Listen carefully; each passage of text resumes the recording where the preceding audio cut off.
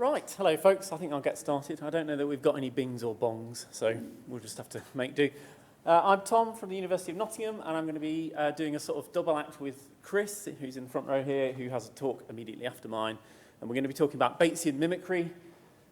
We've just got to the end of a grant on which Chris was a postdoc, looking at a whole series of hypotheses attempting to explain the phenomenon of imperfect Batesian mimicry. And today I'm going to be talking about one particular hypothesis, which is that mimicry is in the eye of the beholder. So Batesian mimicry, as a quick reminder, is when a palatable, undefended prey species, such as one of these hoverflies on the bottom here, evolves to resemble a defended or noxious model species, in this case the social wasp vespula, in order to sort of free ride, to gain protection from predation by pretending to be something that it isn't. And there are, that was extremely late. One of the sort of enduring puzzles about Batesian mimicry is that many species of supposed mimic appear to have the disadvantages of, in this case, having bright black and yellow coloration, being conspicuous to predators, but not really with the advantages, or at least seemingly they shouldn't gain the advantage of fooling a predator into thinking that they are a defended species, because they're not very good mimics. So a lot of mimics are seemingly not very good or seemingly imperfect. So whilst amongst the hoverflies there are some species which look beautifully like social wasps to the human eye and are easily confused by humans, others, like those in the middle here, are at best approximately resembling the species that we think that they're modelling. And yet others, well, we don't even know if they really are mimics. They seem to have some stripiness about them, but we're not really sure whether that's mimicry. So there are a bunch of different explanations for imperfect mimicry, and I want to focus in on a class of explanations that involve the idea that once you get to a certain level of mimetic accuracy, that's good enough to fool the predators who might otherwise attack you, and there are no fitness gains to have beyond that. And one possible explanation, or one reason why you might get such relaxed selection beyond a certain level of mimetic perfection, is that the human eye view of mimetic accuracy is not actually ecologically valid, and in the predators that are really responsible for selection or mimicry, maybe birds, maybe spiders, have a different view of mimetic accuracy and perhaps are fooled by species which to us appear to be relatively inaccurate. So it's the so-called eye of the beholder hypothesis, that mimicry is in the eye of the beholder. So to explore this and other hypotheses, we really wanted to be able to create our own phenotypes with differing levels of mimetic accuracy, but we wanted them to be as ecologically realistic as possible. So that brought us to 3D imaging and modelling. So we used photogrammetry by taking photographs all around a real insect specimen. We can then reconstruct in a computer a 3D model of the insect. So we've got a wasp model up here on the right-hand side. And that provides the basis for the development of experimental stimuli. In order to move to the point of having a stimulus, we first manipulate our 3D models. So in the computer, we can manipulate the size, shape, color, and pattern of these 3D images using a variety of different techniques that are somewhat trait dependent. But the result is that we can generate intermediate forms of 3D replica, 3D model, which sit between two different real species as endpoints in a transect. So here we have a real hoverfly, Chrysotoxin, which is a reasonably good wasp mimic, and a real wasp at the right-hand side, and in between we have hypothetical mimics of varying levels of accuracy, which then allows us, in the final step, to generate actual physical 3D models at life size through additive manufacture, or 3D printing. And this is right on the limits of what technology can do down at this kind of size. But as an example, if you want to come and look later, I've got here a 6 times life-size 3D printed wasp to show you the sort of thing that's possible. So anybody in the audience who's kind of got a study system that they think might be amenable to this kind of approach, do come and talk to myself and Chris, because I think we think that there's all sorts of exciting possible applications. Okay, so the first step experimentally here was to establish that what our computer algorithms are doing is sort of valid from a human point of view. So we surveyed humans, we gave them 3D models to look at and asked them to score them for similarity to a wasp endpoint.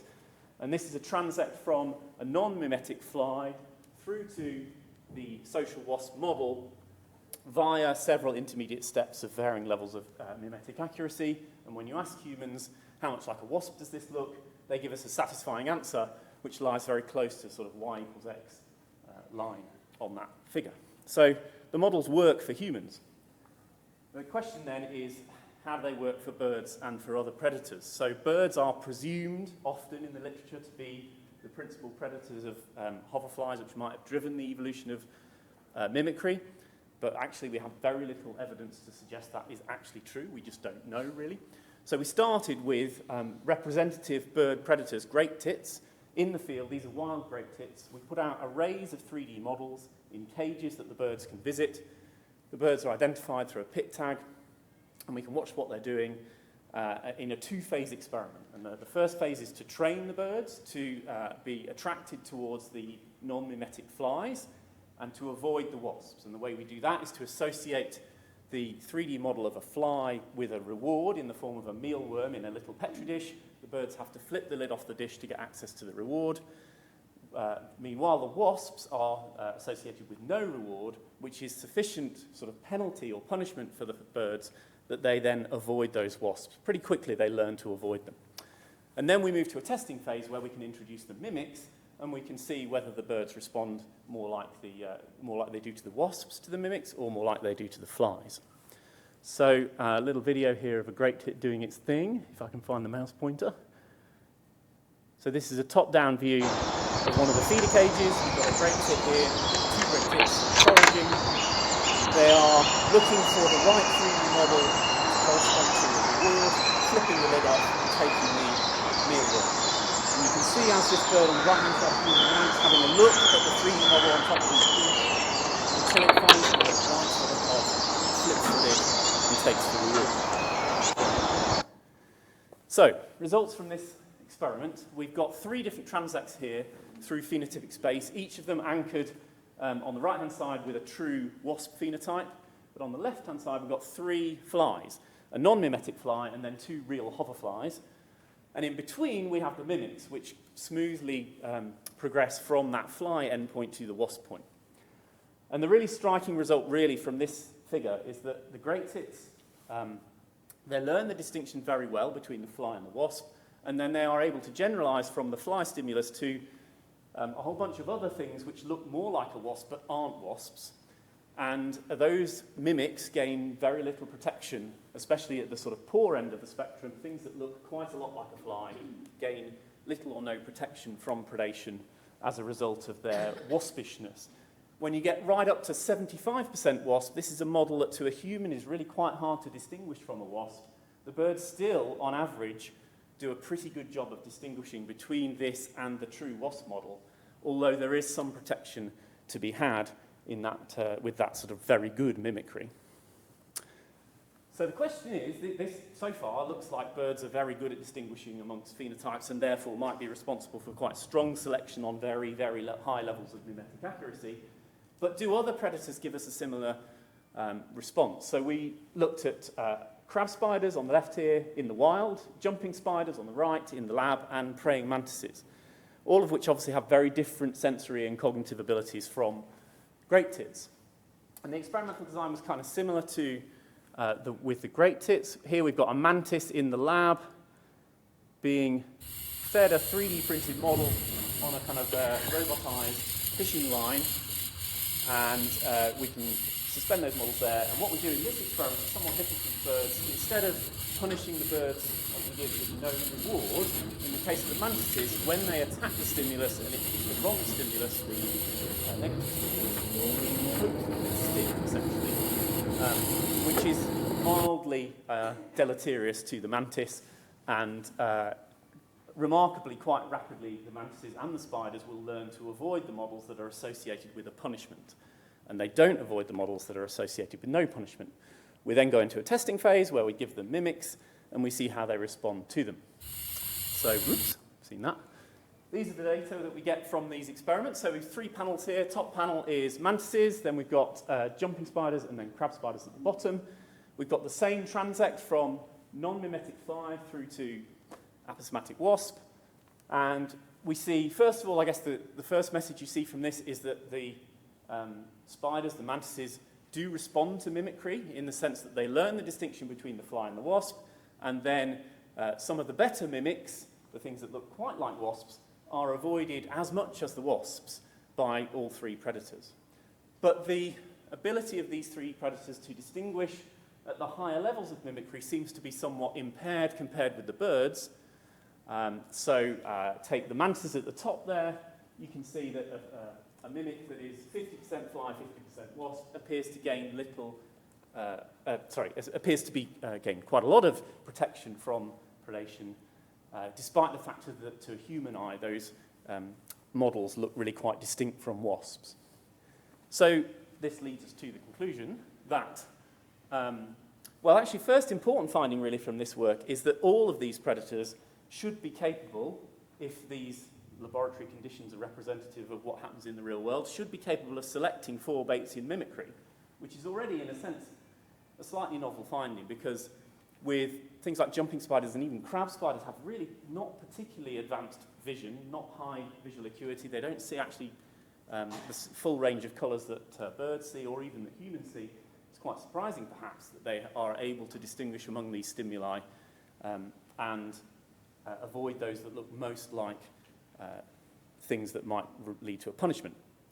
The second conclusion is that not all predators are equal, and perhaps as we might have expected, birds with their very high visual acuity and lots of cognitive processing power are able to distinguish really very subtle distinctions among phenotypes.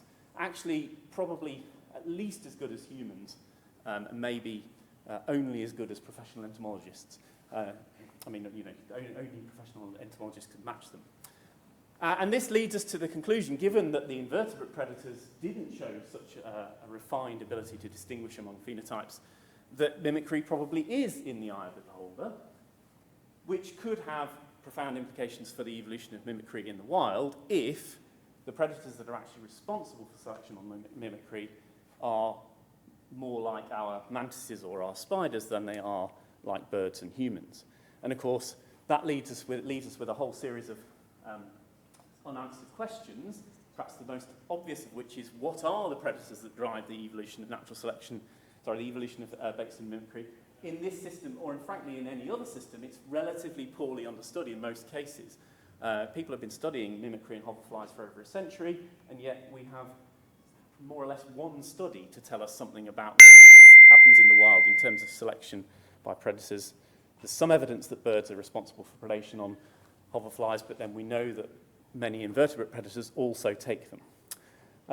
2 other questions outstanding. One, I kind of glossed over the fact that there is this difference in our experimental design. The costs and benefits are different. We used an actual punishment in the case of the invertebrate predators, but just the lack of a reward in the case of the birds. We know from theory that levels of costs and benefits might affect the outcome of the decision-making of the predators, so that's something to be considered more in future. Really, we were constrained logistically in our experimental design by what you can actually do with predators in the lab and the field. And then the final question, which is just leading on to Chris's talk after me, is we've treated the phenotype as a whole here and smoothly morphed colour, shape, size and pattern simultaneously and conveniently ignored olfaction and behaviour. But you might well ask, well, maybe some of these traits, or might think that some of these traits are more important in predators judging similarity than others, and so we'd like to explore more which traits are important and which are not. That's me done. Oh, I've got acknowledgements. There we go. Thanks to, actually a very large team of people, including loads of undergraduates who've contributed data, which is brilliant, and engineers and mathematicians who made it possible to make the models and the funders. Thank you. Right. Hi, everyone. Great to have an opportunity to talk to you about some of the work that I've done with various colleagues and collaborators on Batesian mimicry. I'm Chris, and those of you who were in Tom's talk, which I think is most of you, have had a pretty good introduction to the subject of Batesian mimicry. as Tom said, I'm going to focus in on the relative roles of different visual traits in determining predator behavior towards Batesian mimicry. Sorry, Batesian mimics. So I'll go through the introductory bit very quickly because it overlaps quite a lot. But yeah, so in Batesian mimicry, we have a defended model species which is avoided by a lot of predators due to chemical or physical defenses. And then Batesian mimics take advantage of that avoidance by resembling the model, even though they don't have those defenses, and therefore gain in fitness. And it's one of these examples that's given rise to some amazing visual adaptations that are really striking to look at. But it shouldn't come as a surprise to any of you that, you know, natural selection is a very powerful force and it can give rise to extreme adaptations. And so in some ways, the more puzzling or interesting questions come from the more mediocre examples. And we see a range of different, within a taxon such as hoverflies mimicking wasps, we see a range of different levels of mimetic accuracy. And if you look at some of the intermediate ones, you can say, well, it looks like it should have the capacity to improve its level of mimicry because some of its relatives have done so. Why has natural selection not driven increased accuracy in that particular case? And a useful kind of angle to think of this from is to think about the foraging decisions that predators are making. So a predator is going to exert selection on those traits which it pays attention to when it is making its foraging decision. But you can flip that round and say anything that the predator ignores or overlooks or simply can't detect is not going to undergo selection for accuracy because it's not influencing the outcome of those encounters. And on top of that, we need to think about the fact that different signal observers, different predators, judge the same stimulus in different ways. They receive different information about that stimulus, and they process information about that stimulus in different ways. And so this led us to the question of, first of all, which are the traits which have the strongest influence on predator behavior, and does that set of traits change when we look at different predators? So we generated a set of experimental stimuli, and we did this based on a non-mimetic fly and a common wasp, which we scanned in 3D, and then separated out different aspects of the visual traits. So the shape, the pattern, the color, and the size. And then recombined those in new combinations. So looking at this table, starting on the left from the fly phenotype, we can then add in wasp-like traits one by one. So going along the top row, we're adding in, first of all, a wasp-like shape. We're then making it the same size as the wasp. We can then add in the colors from the wasp. And finally, if we add in the pattern from the wasp, we've added in all of the traits. We've arrived at the wasp stimulus itself. And I've shown two examples of combinations there. Obviously, a lot of different combinations are possible, and we generated all 16 combinations, orders of adding in these traits. So onto our predators, we trained them to prefer a fly stimulus and to avoid a wasp stimulus. And we had three kind of parallel analogous experiments which did this in slightly different ways, but that's the kind of overall unifying theme. So our first predator was domestic chicks, which we used as an example of a generalist avian predator.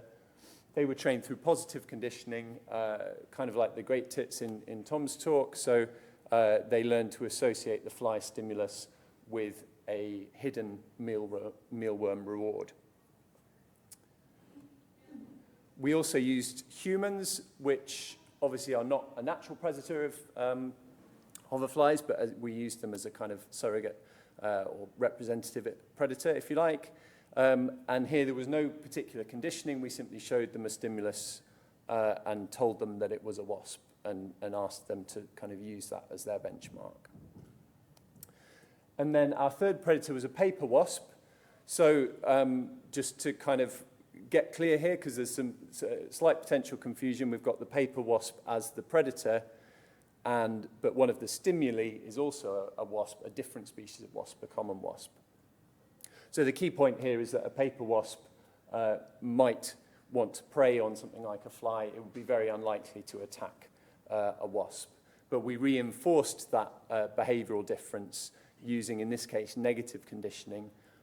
So a mild, hopefully mild, electric shock to discourage the wasps when they were in close proximity to a wasp stimulus, and no such reinforcement when they were presented with a fly.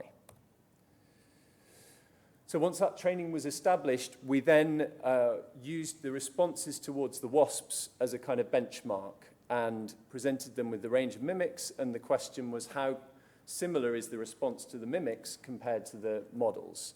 And we kind of infer that those which elicit a similar response to the wasp are going to be the ones which would receive greater levels of protection because they're more likely to elicit confusion and be mistaken for a wasp.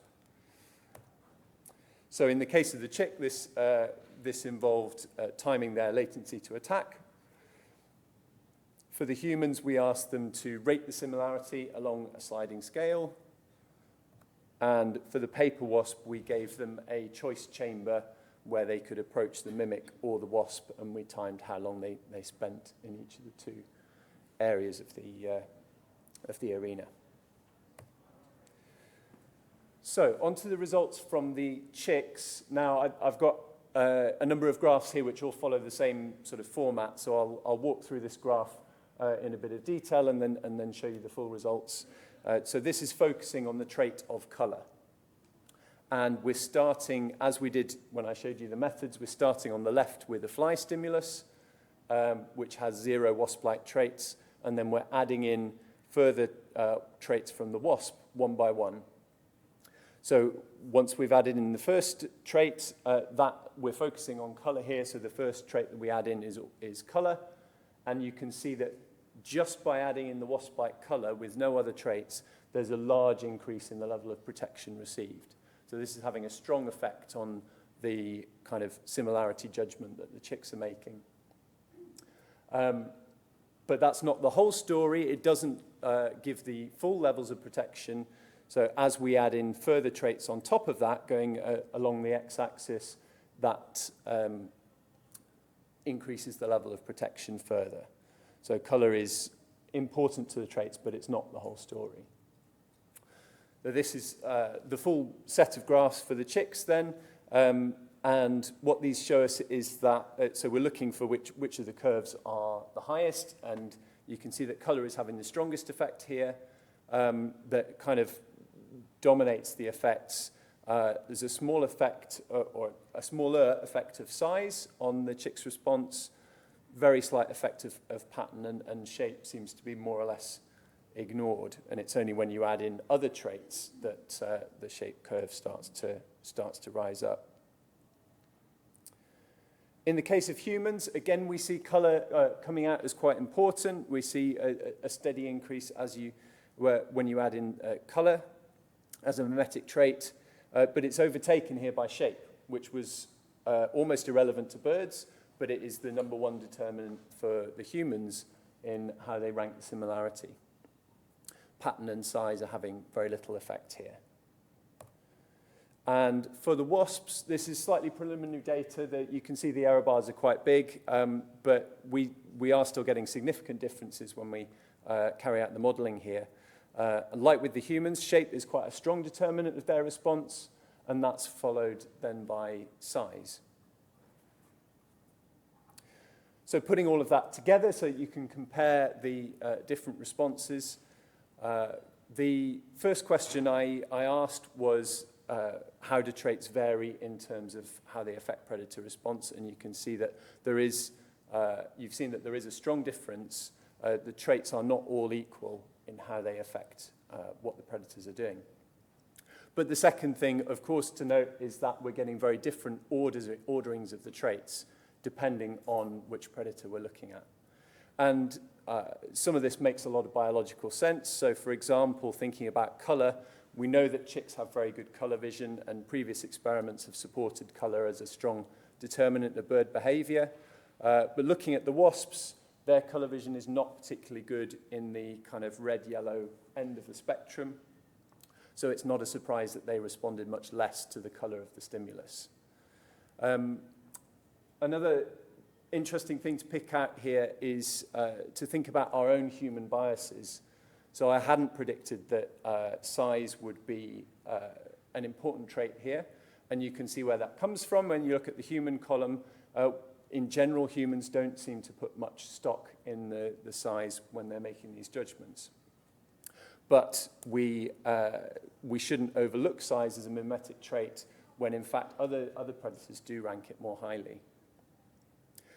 But to kind of round things off, I don't want to get too stuck into the nitty-gritty here, the details, because obviously if we'd chosen 3 other predators, we might have got a different ordering. And perhaps if we'd used different costs and benefits in our experiments, again, we might have seen different results. So the most important thing here is simply the diversity.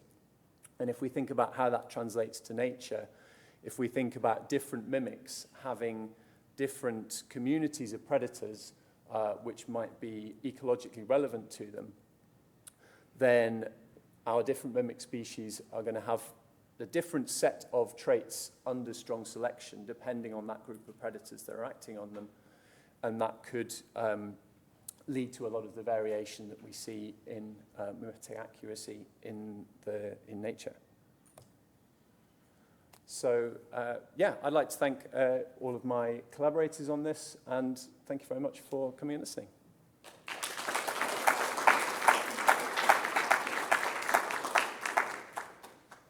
I don't know if there's time for one quick question, perhaps?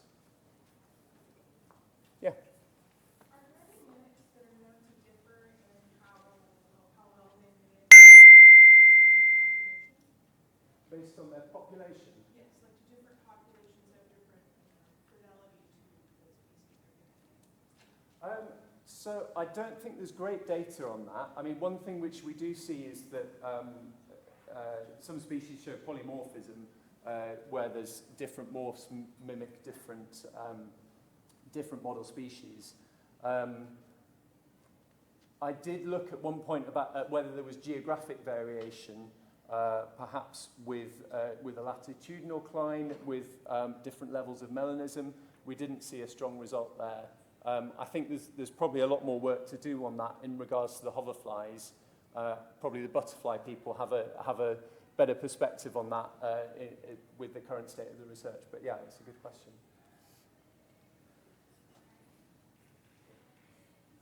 Okay. Hi all, I'm Shreenidhi. I'm a graduate student in the Queller-Strassman lab at WashU. So changing gears up a little bit, we're going to dive into the world of microbial predation. And I'm looking at innate and learned prey preference in a protist predator, Dictyostelium discoideum. So consumers vary widely in their diet breadth. Some are diet specialists, such as koalas or snail kites. They feed on one or few types of food or prey species. For example, koalas feed exclusively on eucalyptus leaves. Snail kites hunt apple snails. And others are diet generalists that feed on very many prey species. For example, spiders that feed on diverse insect prey, or coyotes that feed on many small mammals. Now, specialist predators are often well adapted to hunt and process the prey species that they consume.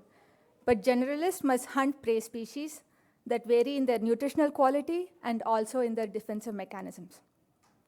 And generalist predators also occur in these heterogeneous environments that vary spatially and temporally in prey abundance. So what we are looking at today is what preference behaviors do generalist predators possess that helps them deal with this variation in prey abundance, prey quality, and prey defense mechanisms. Now, there are many macroscopic predators that feed on a variety of prey species, but some can match the diversity of prey species consumed by some microbial predators. and in this case, protists. Now, protists feed on many different species of bacteria, and they are a major factor accounting for mortality of bacteria in the environment. And they are an important driver of nutrient recycling and profit transfer, and they are a main selective force for bacterial defense. And today, we'll be focusing on Dictyostelium discoideum, that is a generalist predator of bacteria. Now, many of you, or maybe some of you, know of Dicty for its multicellular life cycle, but Dicty in its simplest form persists as these unicellular amoeba in soil that feeds on many species of bacteria. Now, the bacterial prey of Dicty are quite diverse. One study from our lab isolated 174 bacterial strains that were found in close association with Dicty in the wild. And we found that 77% of these strains are edible. And now these strains are not like identical to each other. These strains are like highly divergent and range across 4 different bacterial phyla. And again, bacterial prey present a formidable challenge. They are like hardly passive participants in this encounter with the predator Dicty. And they possess a variety of defense mechanisms to neutralize this predation by Dicty.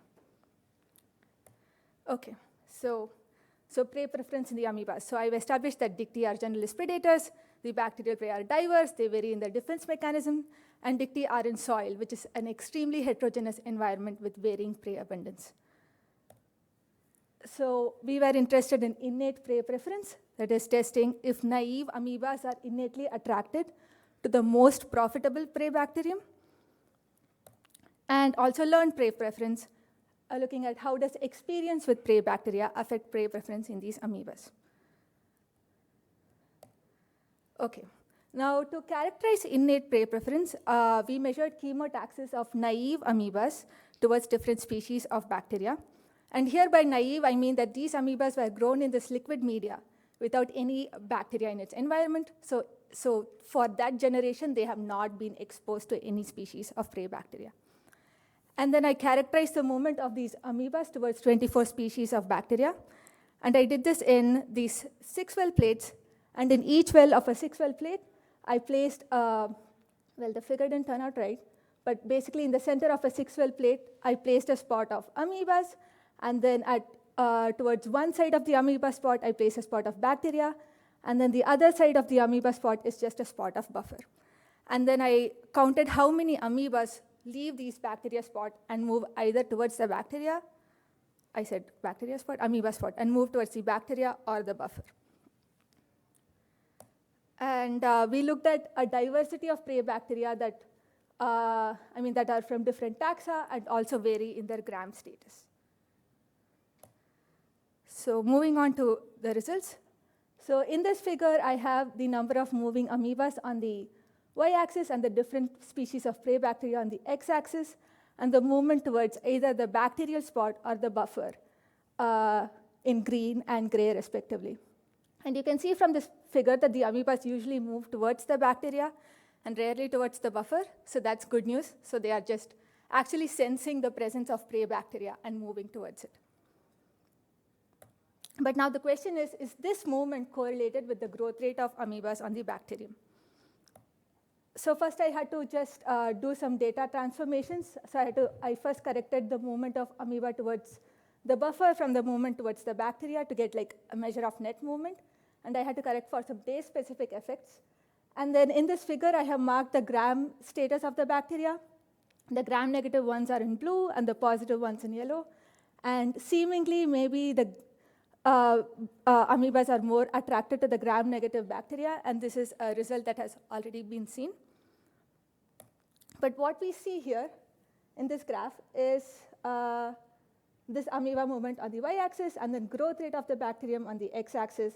And you can see that it's positively correlated irrespective of the gram status of bacteria.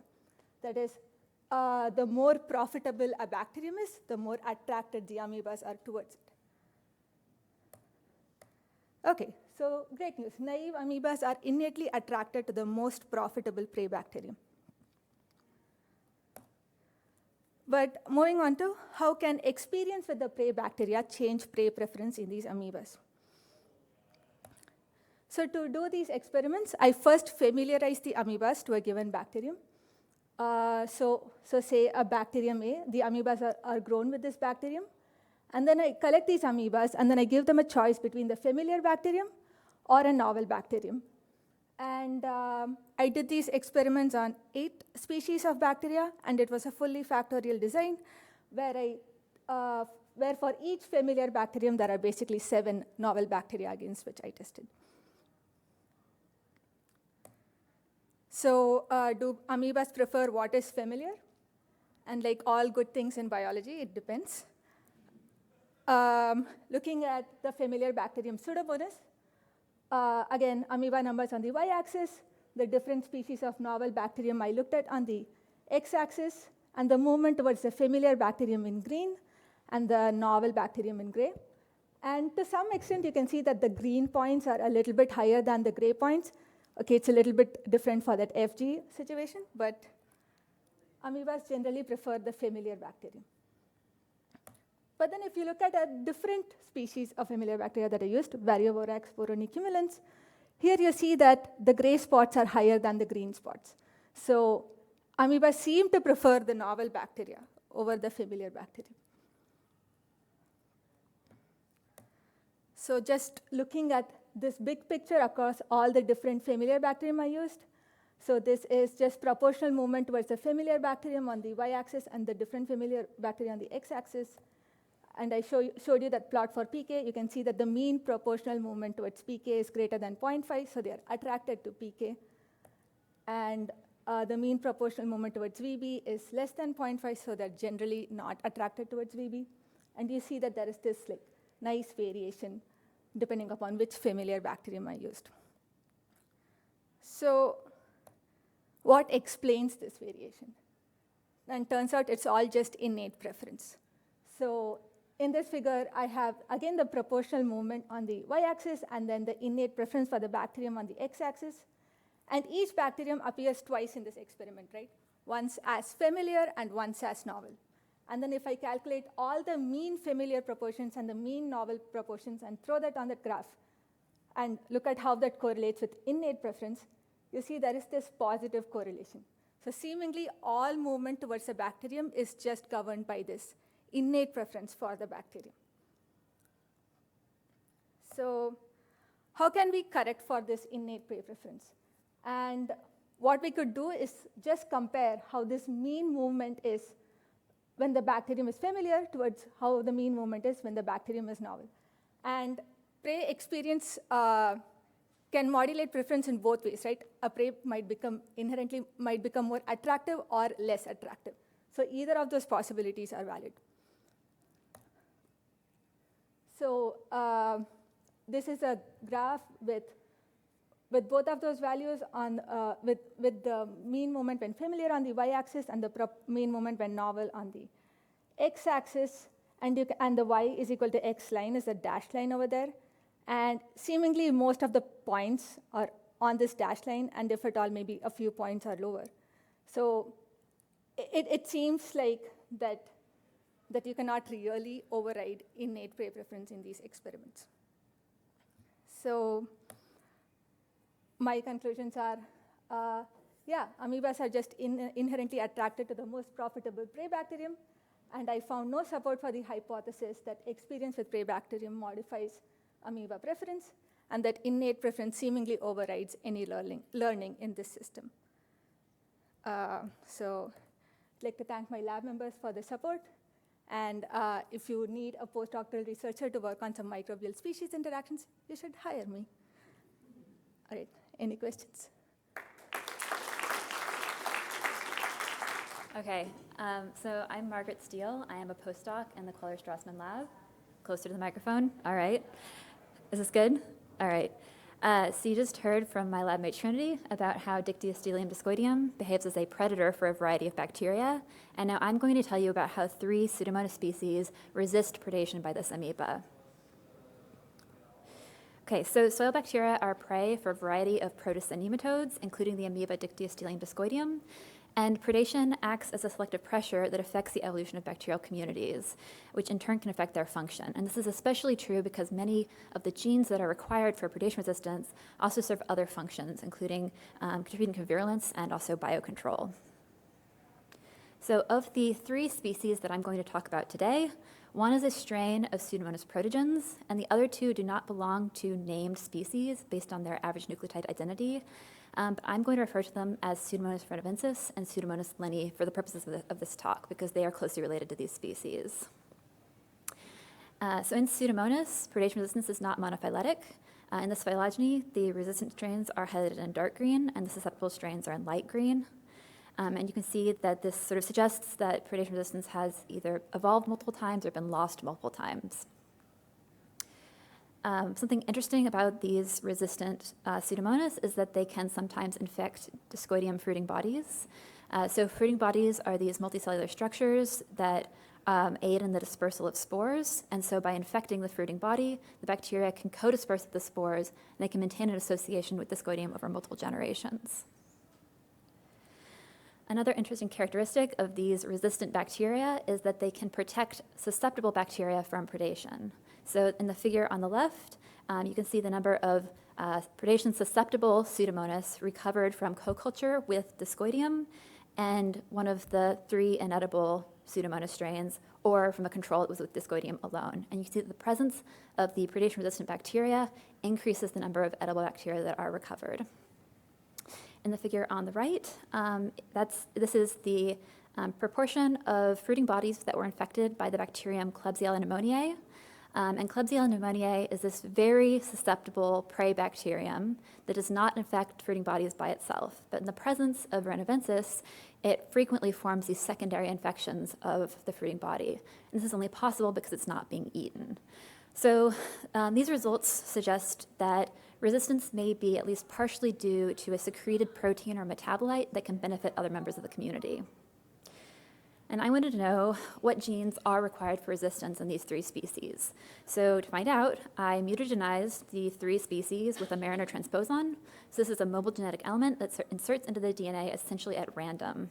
We then screened more than 2,000 mutants from each species for loss of predation resistance.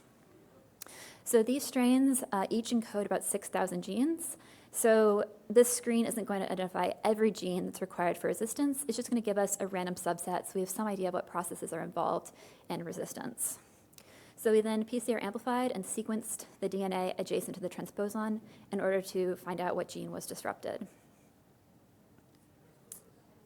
Okay, so this diagram shows what this screening assay looks like. We take this collection of transposon mutants in which each bacterium has a single transposon somewhere in its genome, and we plate them out to get single colonies, which we then use to inoculate wells of a 96 well plate. We take the bacterial cultures and we mix them with amoebae, and then we spot the mixtures on agar. And so if the transposon inserts into the DNA in a gene that is not required for resistance, then we'll see a solid spot of bacteria with no evidence of predation. No fruiting body formation. But if the transposon inserted into a gene that is required for resistance, then we'll see the amoebae clearing the bacteria and forming fruiting bodies. So it's a very simple visual screen for loss of resistance. Okay, so in Pseudomonas linni, we identified 71 genes that were required for resistance. We identified 5 genes in renovensis, and in protogens, there were no mutants of the 2,000 that we screened that were significantly, or were reproducibly more susceptible to predation than the wild type. So this suggests that protogens and renovensis likely have functionally redundant mechanisms of resistance, so that you have to have a transposon insertion in one of a small number of genes with pleiotropic effects in order to disrupt enough processes to render the bacteria susceptible, which is why we identify very few or no mutants in these strains. However, in Pseudomonas linni, it seems like multiple pathways are working together to confer resistance, and disrupting any one of them is enough to make the bacteria susceptible. And the genes that were important for resistance in renovensis and linni are functionally diverse. So this figure shows the proportion of genes belonging to each of these functional categories in the genome overall, and in the subset of genes that we identified as important for resistance. And these predation resistance genes included a number of toxins, including type 6 secretion system effectors, a pore-forming toxin, and proteases. In both species, disulfide bond formation proteins were required for resistance, and these are proteins that are necessary for the correct folding of many secreted proteins.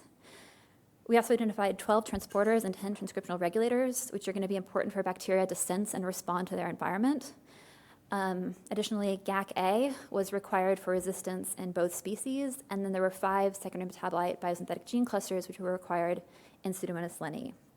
So GAC-A is part of the GAC-A-GAC-S two-component system, which regulates expression of hundreds of genes in Pseudomonas, including positive regulation of secondary metabolism. And previous work has shown that mutations in GAC-A render Pseudomonas protogens susceptible to predation by Discoideum and other protists.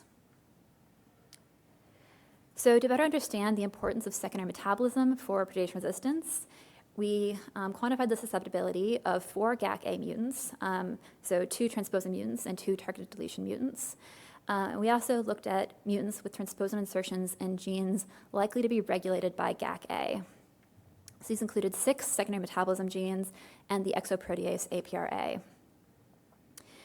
And so we normalized the number of bacteria that we recovered from co-culture with Discoideum by the number of bacteria that we recovered from monoculture.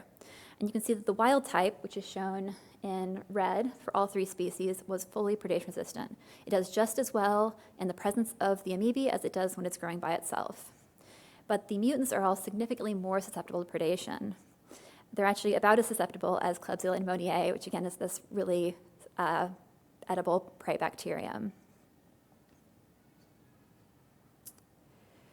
Okay, so I had previously hypothesized that predation resistance is in some ways a social behavior because we could see that the resistant Pseudomonas strains were protecting susceptible bacteria from predation. And I wanted to know whether any of the genes that we identified were cooperative genes. So to do this, I used the program SockFinder to annotate cooperative genes in the genomes of Ranavensis and linni. So this is a program that looks for motifs associated with extracellular localization, secondary metabolite biosynthetic gene clusters, and homology to known cooperative genes. And I found that social genes were significantly enriched among the predation resistance genes in Pseudomonas linni compared to their frequency in the genome as a whole. And this is likely to be an underestimate of the number of cooperative genes that are important for resistance because SockFinder does not identify type 6 secretion system effectors, disulfide bond-forming proteins, or GAC-A. And these are all proteins that are going to be really important for the secretion of proteins and metabolites that could affect other members of the community. We also see that co-culture with wild type can partially rescue some Ranavensis mutants from predation. So I wanted to know whether any of these genes that we identified as important for resistance in Ranavensis and in linni are present in other Pseudomonas species. So I took 33 Pseudomonas genomes and looked for homologs to our predation resistance genes. So in this figure, the Pseudomonas phylogeny is along the y-axis, and the resistant and susceptible isolates are in magenta and green. And the predation resistance genes are along the x-axis, and they are organized based on function. So if you look at the 5 genes that we identified in Ranavensis, you can see that they are present in basically all of the strains that I looked at, all the genomes I looked at. And so these are mostly transcriptional regulators, disulfide bond formation proteins. They're genes that have pleiotropic effects. So they themselves are not conferring resistance. They are likely regulating or affecting the function of the genes and proteins that do. And in Pseudomonas linni, genes involved in metabolism, transporters, and transcriptional regulators are all really well conserved, but genes involved in secondary metabolism, toxins and social genes, and proteins of unknown function are much more variable. And a lot of these genes are found in very few species. They may not be found in closely related strains, but sometimes they are present in more distantly related bacteria, suggesting they may have been horizontally transferred. So overall, this paints a picture in which the structural and regulatory genes that are required for resistance are really well conserved. They're present in both susceptible and resistant bacteria, but the specific toxins that are being regulated are much more variable. They may be lost in the absence of predation and then gained through horizontal gene transfer. Okay, so to summarize, genes that contribute to resistance in Pseudomonas are functionally diverse, and they include both conserved and species-specific proteins, some of which may have been horizontally transferred. And Pseudomonas protogens and Ranavensis likely have redundant mechanisms of resistance, while multiple pathways are working together in Pseudomonas linni. However, all 3 species require GAC-A, which is this positive regulator of secondary metabolism, which is interesting because these 3 species do not share any secondary metabolite biosynthetic gene clusters that are not also present in susceptible bacteria. So again, it seems like the regulatory mechanism is conserved, but the toxins that are being regulated are much more variable. It also seems like predation is at least partially social because we see this enrichment of social genes in Pseudomonas linni, and also wild-type Ranabensis can rescue susceptible mutants from predation. So I'd like to thank the Collier-Strassman Lab and especially my undergraduate research assistants who have contributed to this project in a number of ways. So thank you. Hello everyone, my name is Ariety Roy. I'm a PhD student at the CNRS in French Guyana. I've been sick for a few days, so I hope my voice won't leave me in the middle of the presentation. I'll do my best. So in nature, organisms use a variety of defense strategies against predators. One such strategy is aposematism, which is the association of a defense like unpalatability with a honest warning signal, like a particular color pattern.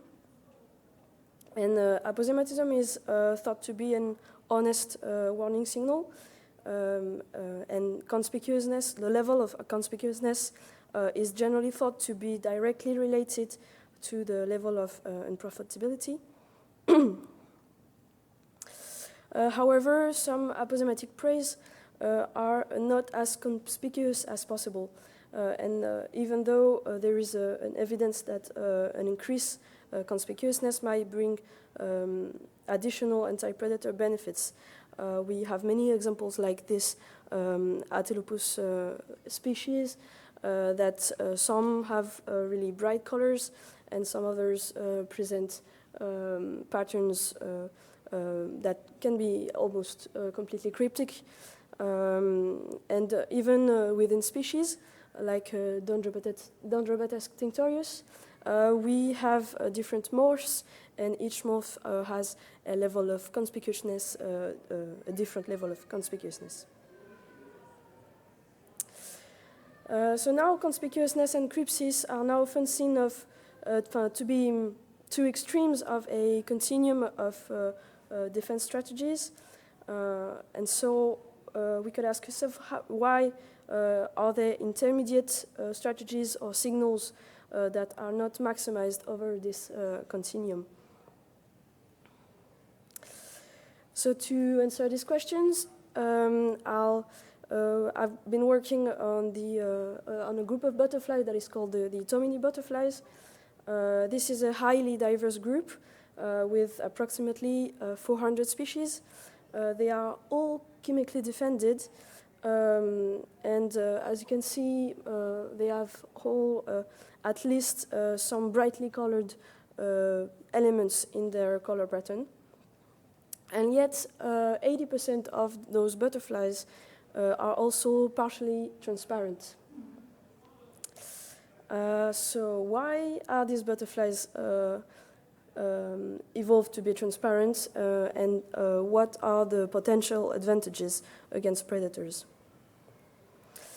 So since these butterflies are present in different microhabitats, so the opaque ones fly pretty high in the canopy, and the transparent ones fly pretty close to the ground, we hypothesized that they could encounter different types of predators. So first, we attempted to ascertain if transparency decreases detectability for these different predator types. So we took more than 300 photos of 15 species of Itominis, plus 2 cryptic palatable controls, one opaque and one with transparent wings. And we use the quantitative color pattern analysis model of the ImageG software with the Mika toolbox. We used 2 vision models, so the blue tit and the Salticidae.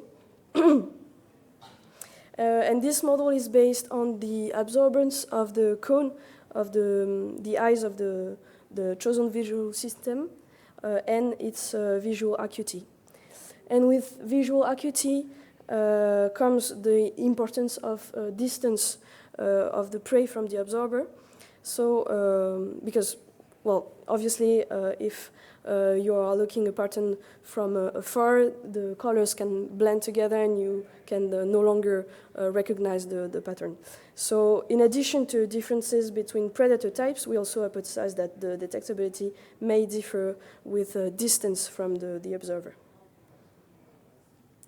So for both birds and arthropods, we found that transparency decreased the distance at which they were no longer detectable, so the distance threshold of detection, making the more opaque and conspicuous species still detectable at greater distances than the transparent species.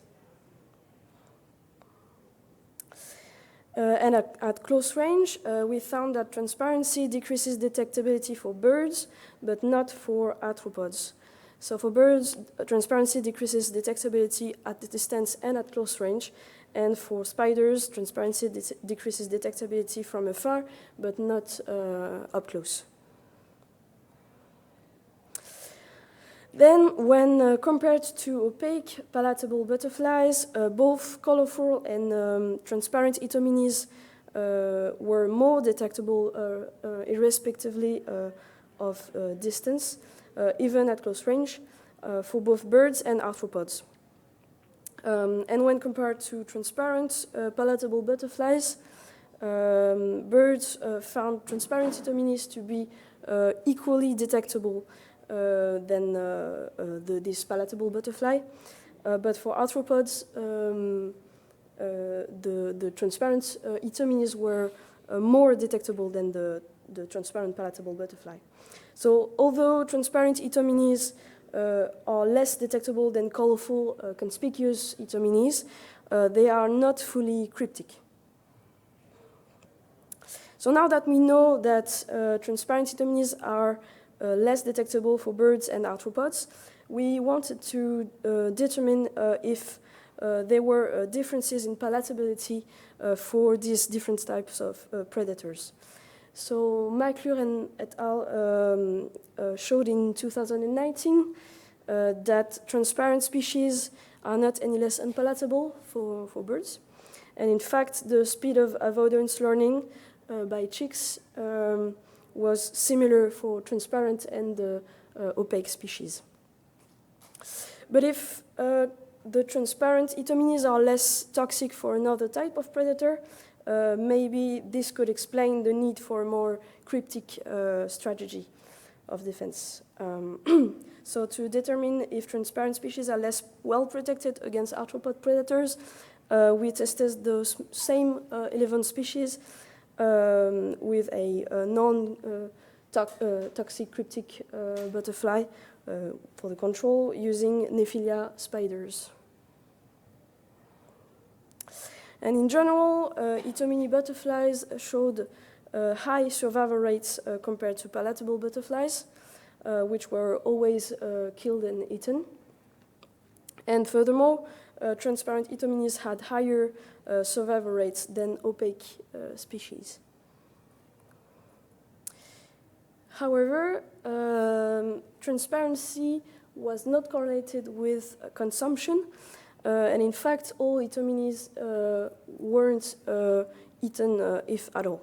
Were rarely eaten, if at all. So,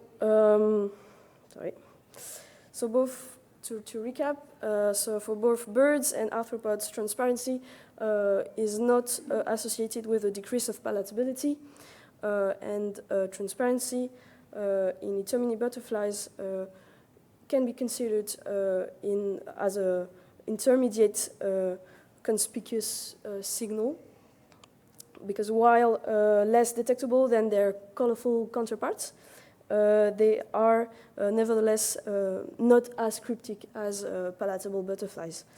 So furthermore, the birds so for birds, the intermediate detectability varies also with the distance of the observation, benefiting from being more cryptic at a distance, but being recognizable and avoided at close range.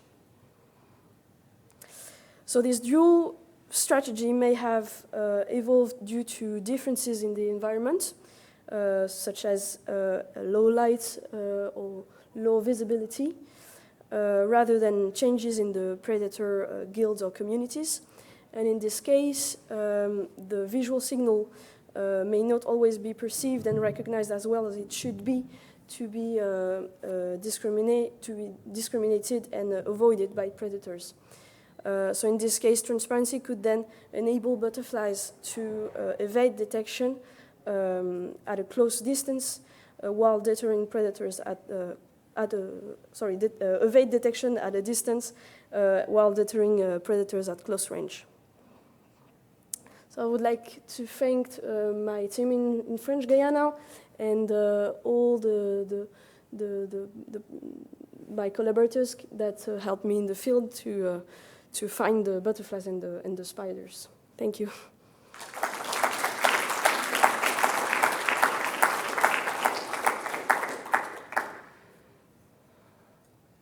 Yes? I'm sure you said it, but I missed what bird you used. For the detectability measurements, the blue tit. So the blue tit doesn't occur where the Etholian No. butterflies do, and if I'm not mistaken, where the blue tits occur, there aren't any transparent No. butterflies. So I wondered what you thought about that. Yeah, I obviously preferred to use a local predator, but the visual system of the predators in French Guiana or in Peru, where we found the butterflies, are not as well known as the blue tit. So we use the blue tit as a model, yeah. So why are the Etholians the only ones that are transparent? Are the Tomini, sorry? The only butterflies that are, is that subfamily the only ones that are transparent? You mean in the world? Yeah. No, there are all others. We have, but that are also toxic. I think they are the only ones, because there are others, transparent butterflies like the one on the left. It's called Aethera, and this one is also really, really transparent, but it is not toxic. So what I'm interested in is this mix of strategy of a chemically defended animal that also is a bit cryptic. Yes? So are there differences in the behavior of these transparent Etholians and, say, heliconids? Like, do they fly more quickly, or is there some sort of trade-off between being like a passive, like slow-moving heliconids that's really colorful versus this more cryptic? They're pretty similar in their flights. The transparent ones fly pretty slow also, but I'll say that maybe the only difference will be the flight heights. We observe also differences in the time of day where they fly. The transparent ones seems to fly a bit earlier in the day. They are a little bit smaller, but other than that, no.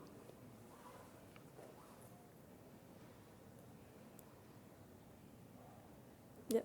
Do you know if the transparency has any influence on the thermal properties of the butterflies? Whether it makes them absorb less heat or something like that? There was a whole PhD on this, I think from a student called, now PhD, called Violaine Ossola. And I've read it a long time ago, but I don't think she really found anything. They seem to thermoregulate well enough. And it was a bit strange, I think.